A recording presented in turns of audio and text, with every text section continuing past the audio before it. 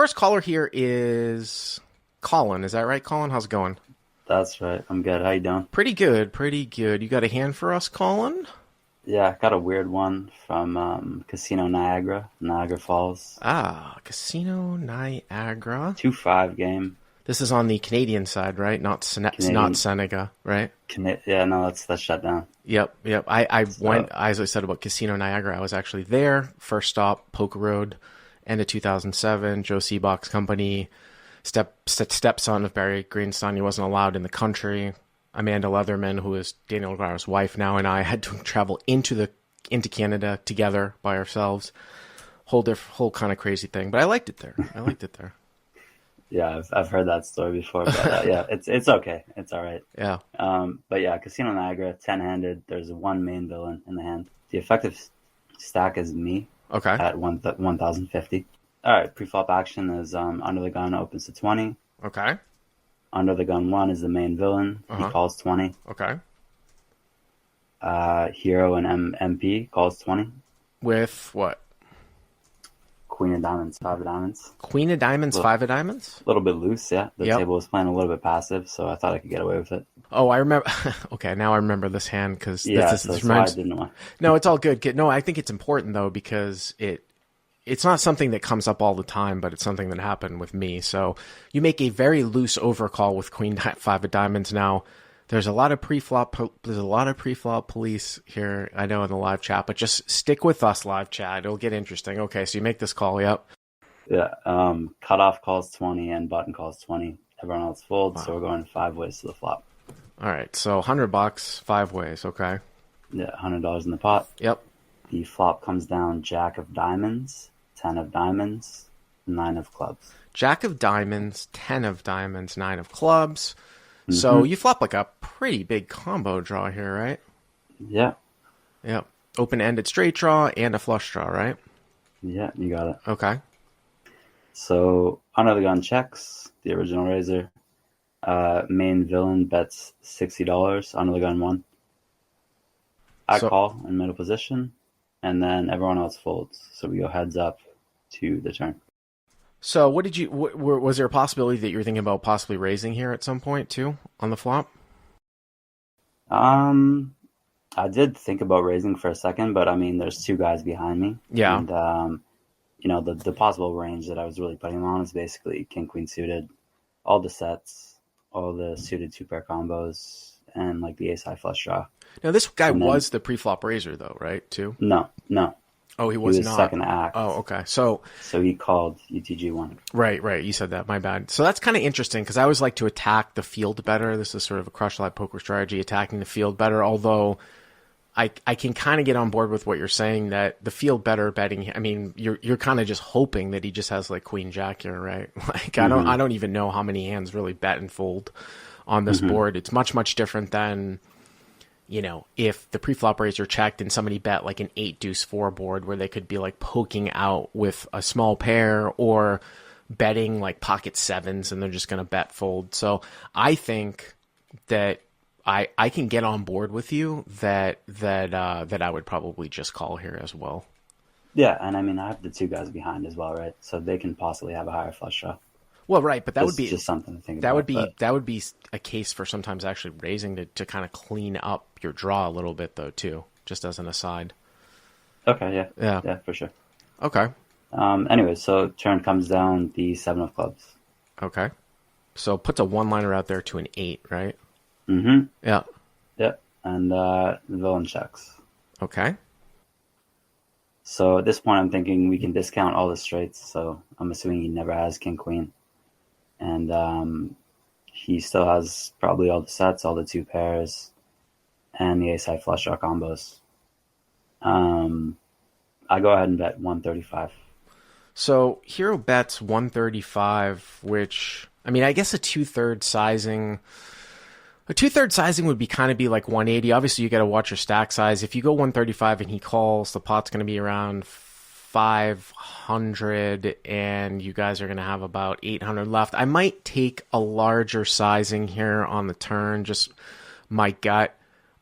If in general, in general if I were to sometimes, have a draw and then want to bet the turn. Now, this is a little bit different, though, because you sort of like play this ahead like chess.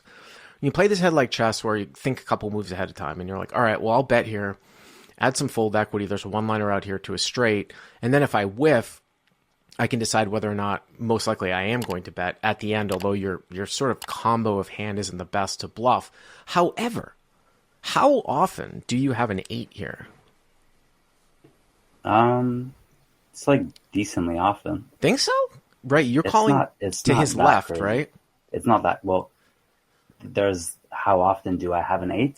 Yeah, how often does he think I can have an 8? Well, of course, I mean, that's the whole dance that we play, right? I mean, that's the whole dance that we play in live poker. I'm just saying that... No, and yeah, when you're asking that, yeah, exactly. How often do I have an 8? Not super often. It's just the suited connectors, and then the suited semi-connectors, and then like maybe ace-8 suited, pocket 8s. That's about it. Like ace-8 of diamonds, you mean? Yeah. Ace-8 of diamonds. Yeah. I mean, I think you and I can both agree, thinking about this, that you don't really have a whole lot of 8s, right? Calling that stacked. I don't have a ton, no. Yeah. So, I mean, that's something to think about there. So whether or not you want to bet or check. No, but my thinking was at the time is, I didn't think I had any fold equity on the turn there. So I was just betting for value. If I was going to get there on the river, I was going to get there. And then I was going to be able to bet small for value again. And if I didn't get there, I may have just given up. So, I was just keeping the options open, essentially. Well... Yeah, but the only thing about that, though, is that with one card to come, you're never going to be ahead here against anything. Like, you can sometimes... I can get on board with that logic sometimes in a super multi-way pot when you have the nut draw. And, like, you can actually bet for value with a huge draw, like a 15-out type of nut draw where you're just trying to get money in the pot here. But even with a 15-out draw with one card to come, if he just has a jack or a pair, you're still a 2-to-1 dog. I mean, it's hold'em, right? Yeah, for sure. So, I mean, I don't know if we're talking about semantics or what, but that's why I think the bet is to set up a bluff if you whiff, or sometimes take your equity. So I wouldn't. Yeah, but that's what I was saying though. I thought you said bet for value. Well, it's the bet to set up a bluff. Like, so I'm betting this size because if I am gonna bluff, I'm only repping an 8 on a brick, right? So if I'm gonna bluff, I'm gonna have to bluff over the size of the pot. So by betting small, I'm basically just setting up. Either I'm going to get there and bet small for value, or I'm going to miss brick, and I'm going to have to bet big to get him off of 2-pair or something like very strong like that. So something kind of crazy happens, though, right now, right? So you bet 135. Yeah. Yeah, so I bet 135. And he's been playing slow the whole time. He tanks for a while. Somebody calls the clock on him, and he gets mad at the player who calls the clock. Mm-hmm. And he says, "Look, I have a real decision. Look," and he flips his hand over, so he exposes his hand, and it's King of Diamonds, King of Spades. So the guy exposes King.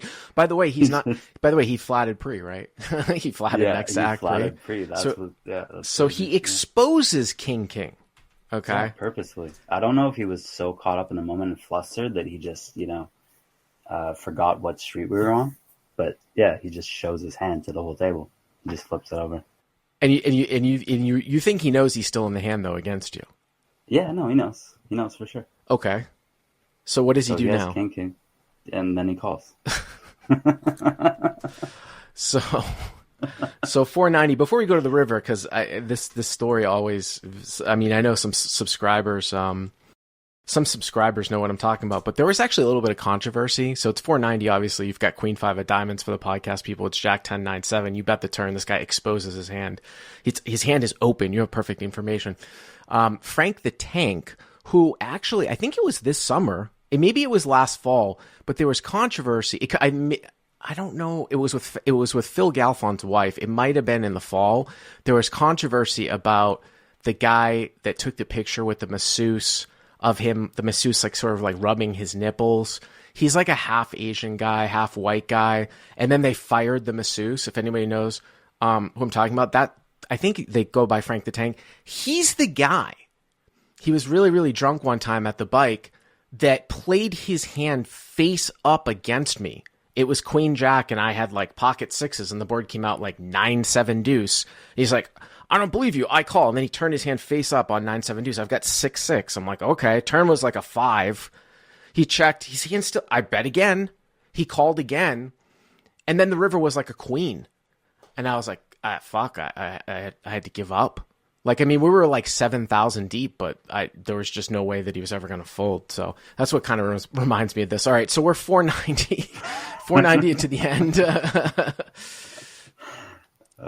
Yeah, so we're 4-9. Yeah, 4-9 to the end. Yeah. The river comes out to 4 hearts, so total brick. So 4 of hearts. So you miss everything. I miss everything. And then villain checks. He's got his hand exposed on the table. And you've got about just under 800, well, right around 800 left, right? Something like that. 830, yeah. Yeah. 830. Yeah. And so he seems kind of, annoyed. He's like angry. But I decided to jam anyways because I can see his cards. So, right. King checks. And here's my question to you is that, because this is kind of a little sort of mental exercise on how balanced do we want to be in live poker. It's just kind of interesting because I don't know what you would have done with Jack 10 or like 9-10. Like, say, for example, you flop 2 pair, but you just called the flop. Like, you had 9-10 suited or Jack 10 suited or Jack 9, and then the turn was a 7. It's like, how often are you betting there when check 2? Maybe you'd put a little protection bet in. Let's say that you did bet with 2 pair or a flop set on the turn when it got checked to you. So now you know he has kings. You know you have the best hand. What would be your thinking here? Obviously, you're jamming here as a bluff, but what would you be your thinking to try to take, or you flopped a straight or some shit, queen 8 suited. What would you be your thinking at that point? Well, all right, let's take out the fact that he says he's going to call. He says he's putting me on ace queen.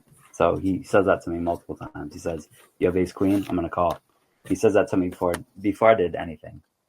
I'm just jamming because I think every hand I have wants to jam.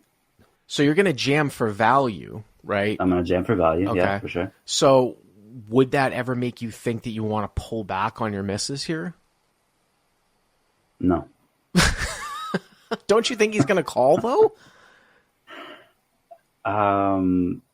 Yeah, but I mean, it doesn't really make a difference. Like, I'm jamming. If I have my value hands and I have more value, because I can see his cards, I have more value hands here than I have bluffs. And so I just want to do what my value wants to do. And so that's just jam. It's only ever jam. If he had not shown me his cards, and I thought about this like before he actually flipped them over, I probably would have just bet small if I got there with the diamonds, or I would have given up if I didn't get there. But I can see his cards now. Colin, I understand that all your value wants to jam, right?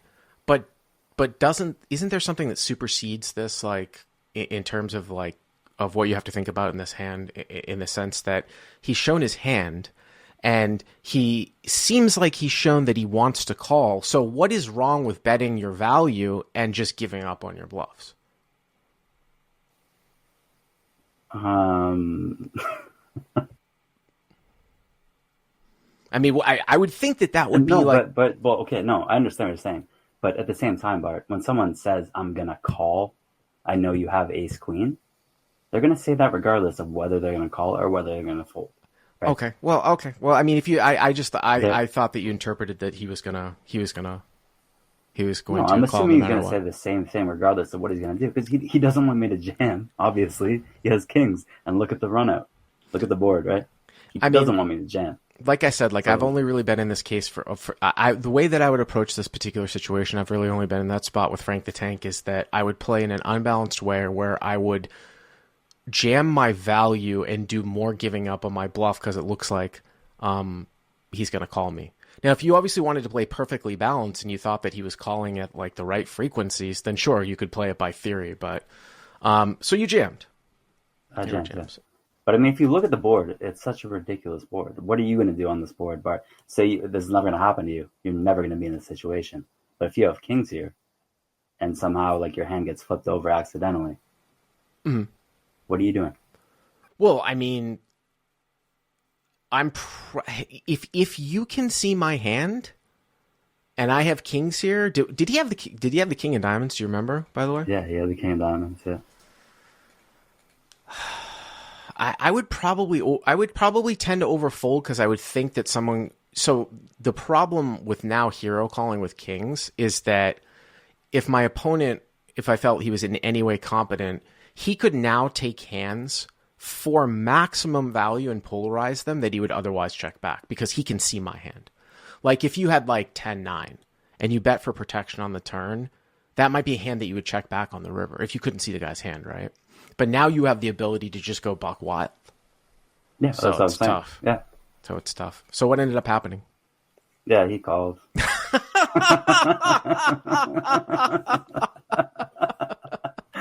drank for like a minute and then called. So. Well, live and learn, Colin. Live and learn. I mean, he told me he was going to do it, so obviously I should have just listened to him. Thank you, Colin, for the call. That was a good one. I didn't know what the result was. All right, guys.